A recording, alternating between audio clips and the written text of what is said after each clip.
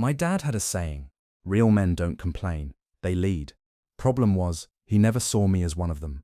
No matter what I did, straight A's, scholarships, promotions, he'd smile politely and then turn to my older brother and say, "Now that's leadership." I wasn't angry. Not at first. I just thought, one day, I'll show him. But I didn't know then that showing him would mean losing everything first. My job, my girlfriend, my dignity, all gone. And that's exactly when something inside me clicked. Not rage, not revenge, precision. Growing up, my brother Mark was everything my father ever wanted in a son. Tall, confident, the type of guy who could walk into a room and instantly take charge. He was 2 years older, and somehow, that always made him 20 steps ahead in my dad's eyes. I remember one summer, we were maybe 11 and 13. Our dad had us dig out an entire garden bed in the backyard, not because we needed one, just because he thought manual labor built character. I spent the whole day under the sun, sweating, scraping rock-hard dirt.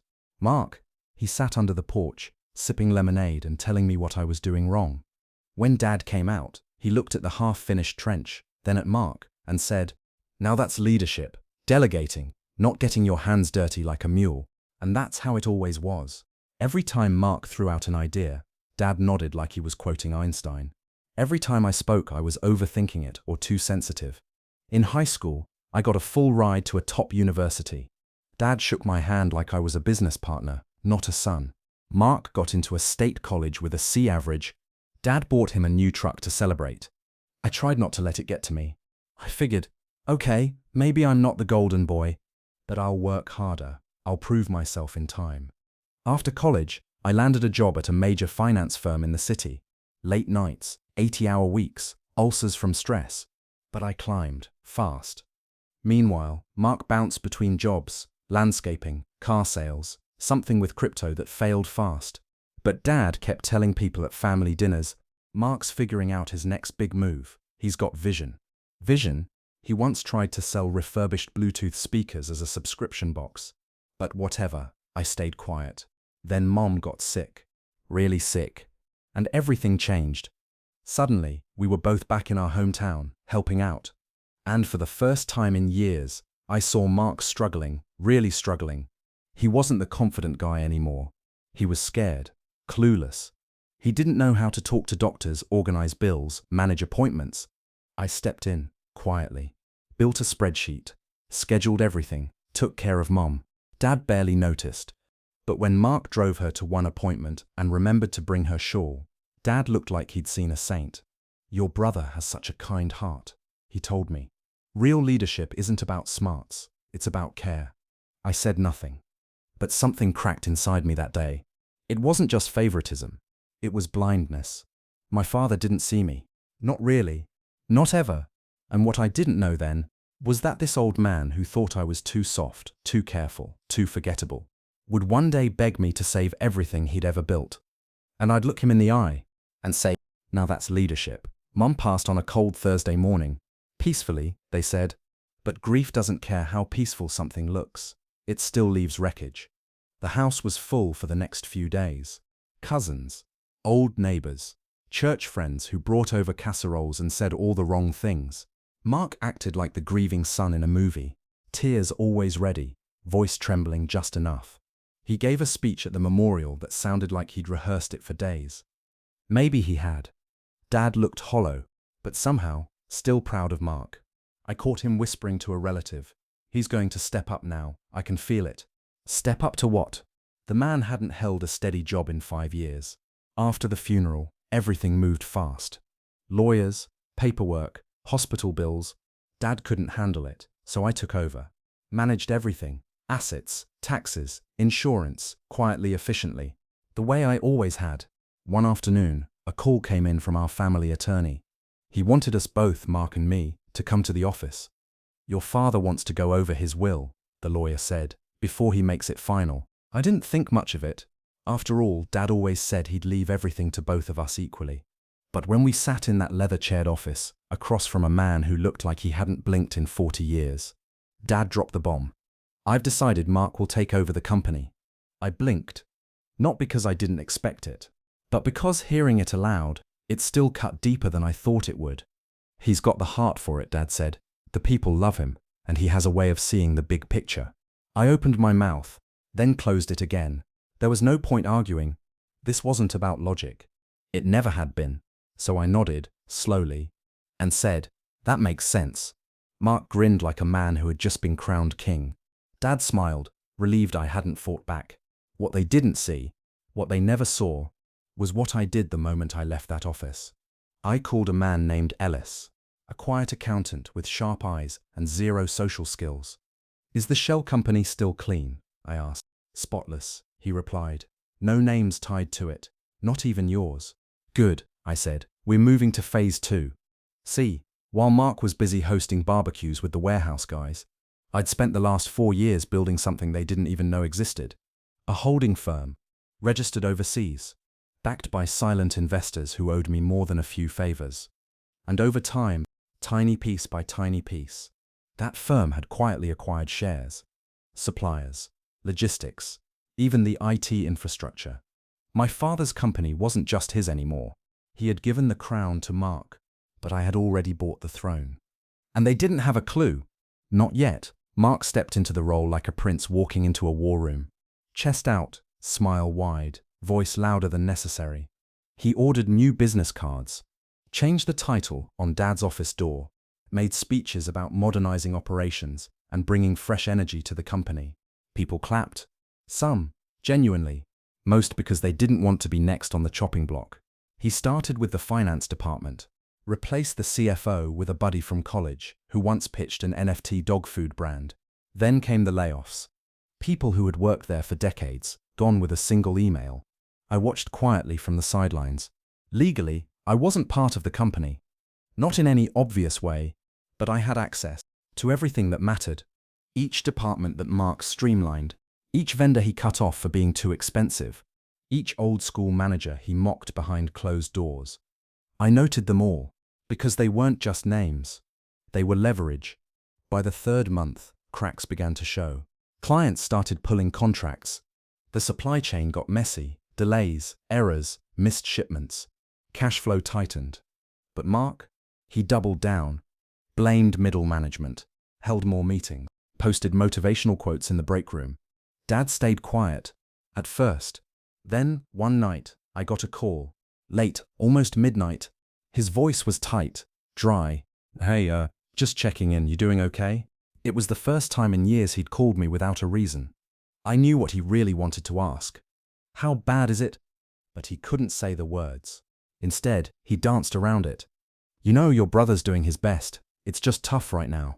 Economy's a mess. People are lazy these days." I listened, then said, "You're right. It's just a rough patch." He sighed like he wanted to believe me. I didn't tell him what I knew, that the firm was hemorrhaging cash. That 3 key contracts had just been absorbed by a new supplier, owned by my silent firm. That HR was leaking resumes like a sinking ship. Mark was still walking around like a king, but the foundation beneath him, cracked, hollow, already giving way. And Dad? He was beginning to feel it. Not enough to admit he was wrong. Not yet, but enough to start losing sleep. Good. Let it keep him up at night. Let him wonder if the wrong son took the reins.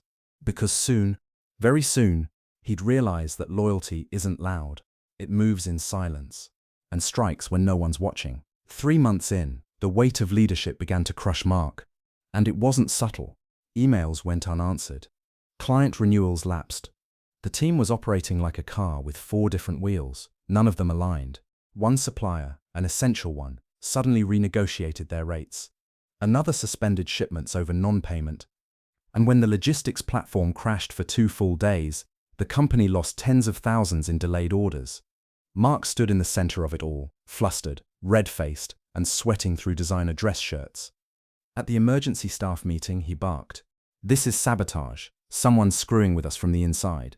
He wasn't wrong, but he was too arrogant to look in the right direction. I was there, in the room. Not as an employee, of course not. Just visiting Dad, like I always did. And I watched the employees. They didn't look inspired. They looked tired, disappointed, scared. After the meeting, a senior manager who used to work closely with my father pulled me aside. "He's out of his depth," she whispered. "This isn't leadership. It's panic with a necktie. I didn't respond, because she wasn't telling me anything I didn't already know. Later that night, Dad invited both of us over for dinner. It felt staged, like he was trying to recreate some kind of family unity, like those fake Thanksgiving commercials where everything looks warm and perfect. Except the air was thick with tension.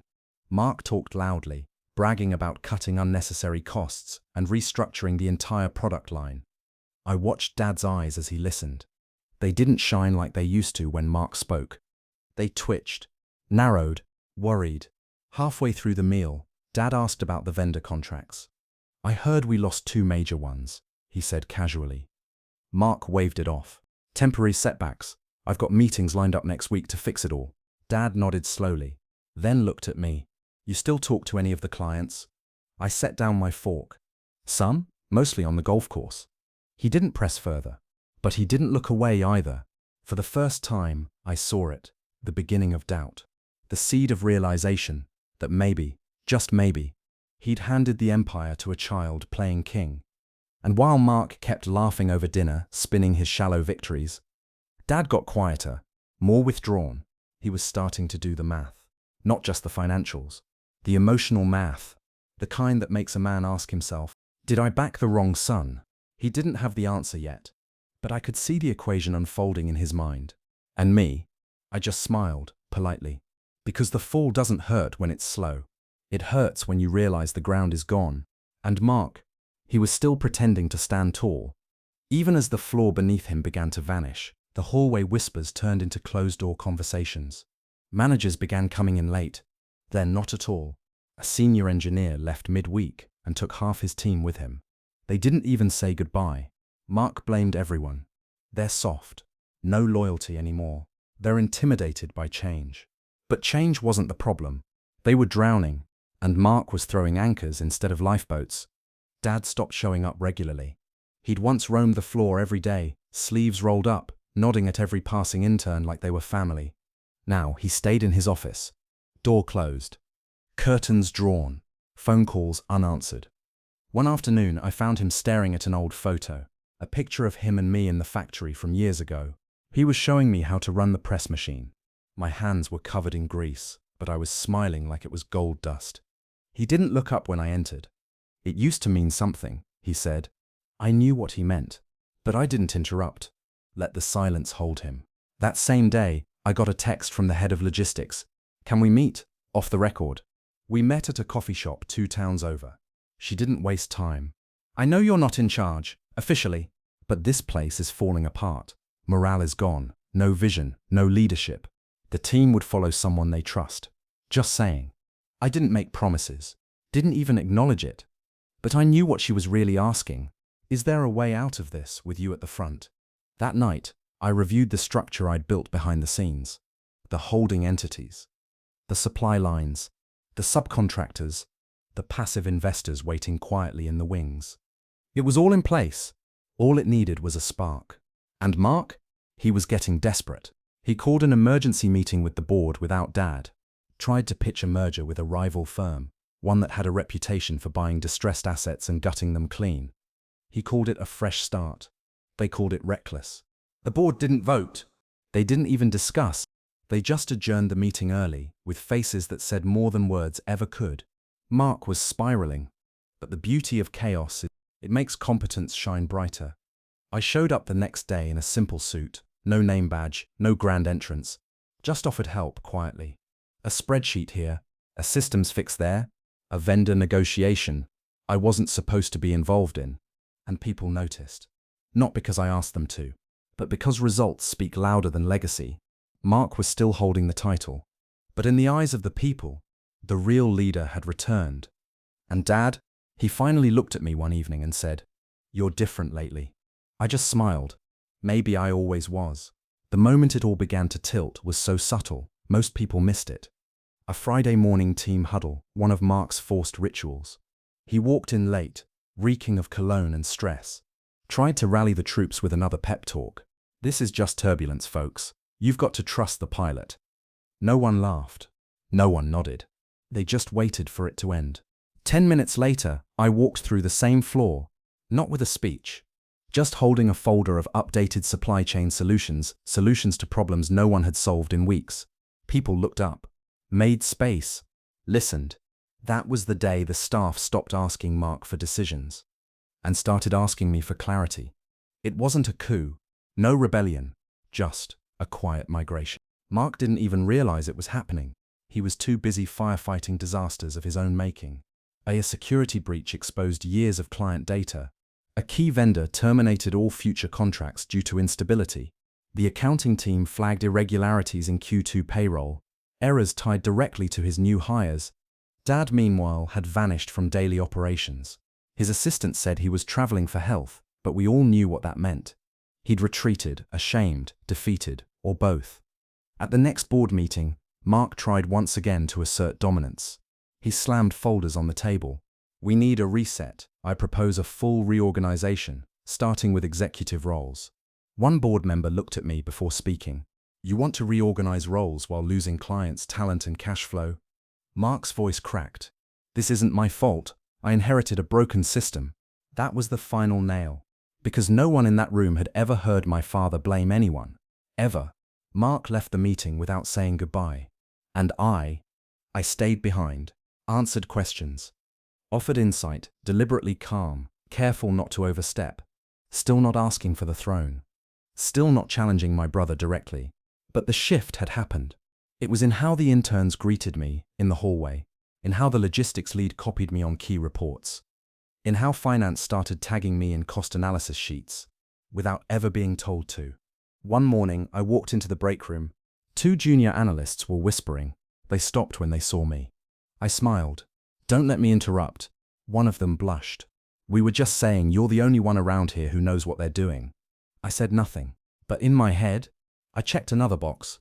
Because leadership isn't granted by blood, or titles, or plaques on a door.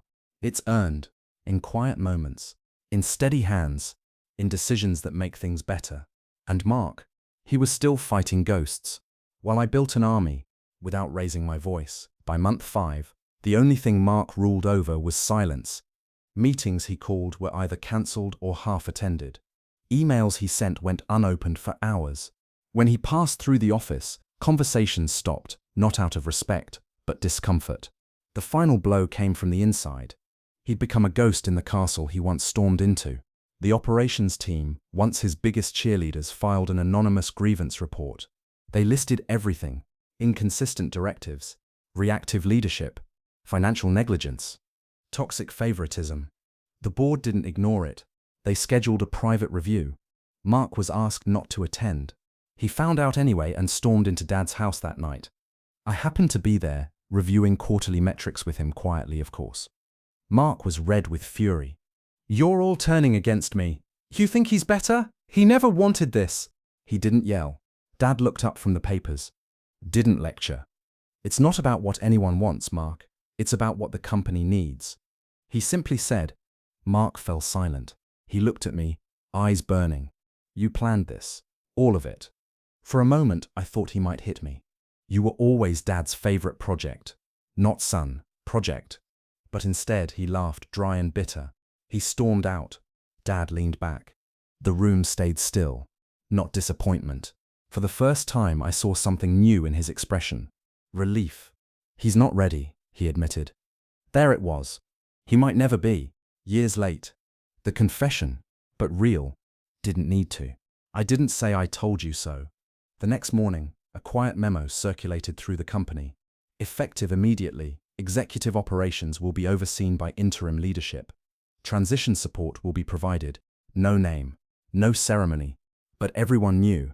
Mark didn't show up that day, or the next. Emails got responses. Meetings became efficient. And the gears began to move again. It wasn't dramatic. Clients started returning calls. It wasn't loud. It was peaceful. And yet, in that silence, something powerful echoed. People weren't afraid anymore. They were focused. They weren't confused. They weren't drifting. One HR assistant passed me in the hallway, smiling. I didn't correct her. It finally feels like someone's driving the ship again. Didn't confirm or deny. Because power doesn't announce itself. It simply becomes undeniable. By month 5, the only thing Mark ruled over was silence. Meetings he called were either cancelled or half attended. Emails he sent went unopened for hours. When he passed through the office, conversations stopped, not out of respect, but discomfort. He'd become a ghost in the castle he once stormed into. The final blow came from the inside. The operations team, once his biggest cheerleaders, filed an anonymous grievance report. They listed everything: inconsistent directives, reactive leadership, financial negligence, toxic favoritism. The board didn't ignore it. They scheduled a private review. Mark was asked not to attend. He found out anyway and stormed into Dad's house that night. I happened to be there, reviewing quarterly metrics with him quietly, of course. Mark was red with fury. "You're all turning against me. You think he's better? He never wanted this." Dad looked up from the papers. He didn't yell, didn't lecture. He simply said, "It's not about what anyone wants, Mark. It's about what the company needs." Mark fell silent. He looked at me, eyes burning. "You planned this. All of it." For a moment, I thought he might hit me. But instead, he laughed, dry and bitter. "You were always Dad's favorite project. Not son, project." He stormed out. The room stayed still. Dad leaned back. For the first time, I saw something new in his expression. Not disappointment, relief. "He's not ready," he admitted. "He might never be." There it was. The confession. Years late. But real. I didn't say "I told you so." Didn't need to. The next morning, a quiet memo circulated through the company. "Effective immediately, executive operations will be overseen by interim leadership. Transition support will be provided. No name, no ceremony." But everyone knew. Mark didn't show up that day, or the next. And the gears began to move again. Meetings became efficient. Emails got responses. Clients started returning calls. It wasn't dramatic. It wasn't loud. It was peaceful.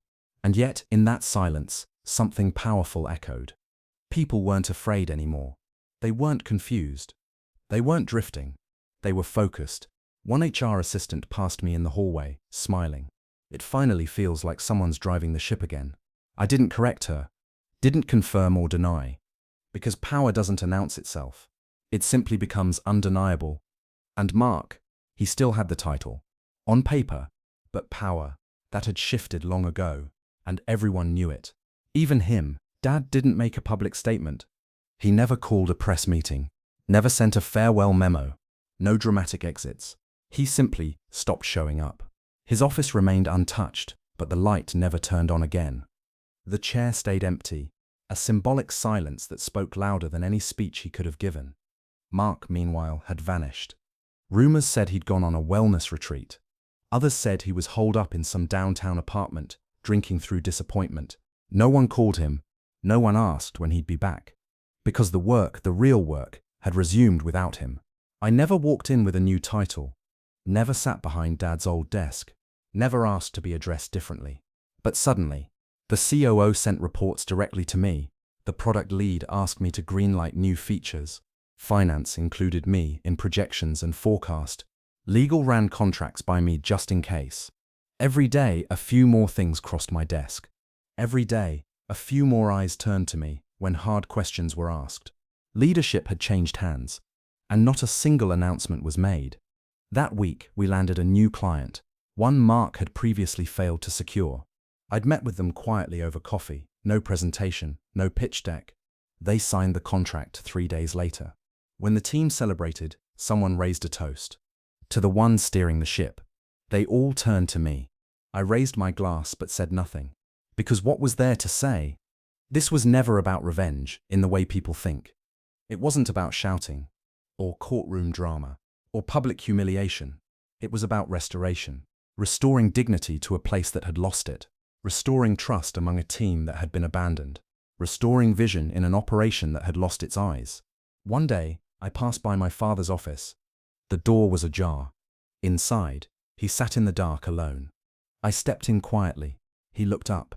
Tired, but not defeated. "The company's yours now," he said. I nodded once. He reached into a drawer and slid something across the desk. A worn-out key card. Faded. Bent at the edges. "This was mine. You probably don't need it, but you should have it." I took it without a word. Not because I needed it, but because it meant something to him. To give it, There was no apology, no emotional speech, just a man letting go, and another silently taking over. As I turned to leave, he said, "You did it differently than I would have." I stopped. "Good," I said. That was the point. Mark came back one day. Not to the office, he wouldn't dare, but to the house. I heard his car pull up in the driveway like a ghost returning to haunt what used to be his. He didn't ring the bell. He just stood at the edge of the porch, arms folded, sunglasses hiding whatever shame his eyes carried. I opened the door, waited. He didn't look up. "Dad hasn't called." I nodded. "He won't, not for a while." He kicked a pebble, hands twitching. I was supposed to be the one. I didn't say anything. "You took everything." That made me pause, not out of guilt, but because it wasn't true. I didn't take anything. He gave it all away, through pride, through ignorance, through blind entitlement. Mark looked older now, not in years, but in weight, the kind of weight that sticks to your name, to your memory, to every empty chair you leave behind.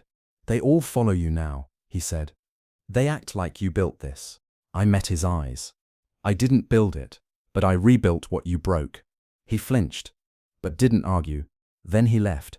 No apology, no explosion. Just walked off into a version of the world where he no longer mattered. And that was it. That was the revenge. No screaming, no revenge speech, no courtroom, just silence. And the silence was louder than anything I could have said. Weeks passed. The company thrived. We launched a new initiative, employee-led innovation teams. People pitched ideas they were once too scared to voice. Morale surged. Numbers followed. Dad still stayed away. But every now and then he sent me texts.